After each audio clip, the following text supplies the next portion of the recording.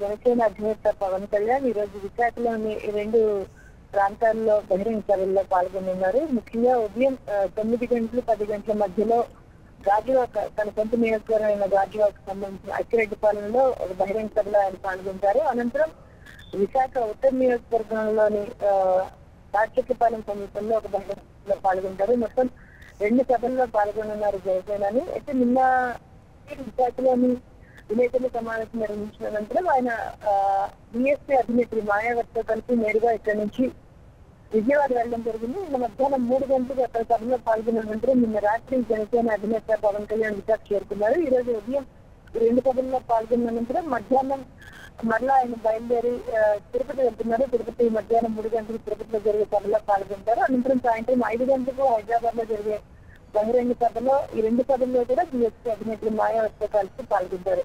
అయితే విశాఖలో జరిగే 2 సభలకు సంబంధించి 2 సభలు కేవలం జనసేన అధినేత పవన్ కళ్యాణ్ మాత్రమే పాల్గొన్నట్టుగా తెలుస్తోంది. అయితే ఈ రోజు పర్యటన ఏ సమయానికి ప్రారంభమయ్యే అవకాశం ఉంది? ఈ రోజు జరిగే పర్యటన ఏ సమయానికి ప్రారంభమయ్యే అవకాశం ఉంది?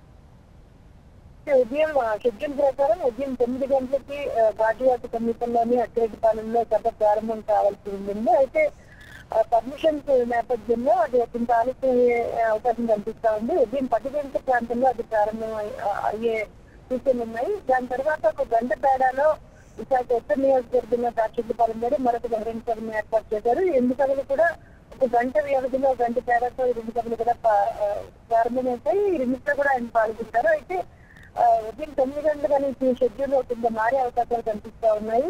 9:30కి అదేవిధంగా 10:30 మధ్యలో గాజువాక అక్కిరెడ్డిపాలెం సభ ప్రారంభం కాగా 10:30 నుంచి 11 మధ్యలో విశాఖ ఉత్తర నియోజకవర్గంలోని తాటిచెట్లపాలెం సభ ప్రారంభమయ్యే అవకాశాలు ఉన్నాయి. Right Ashalatha, thank you.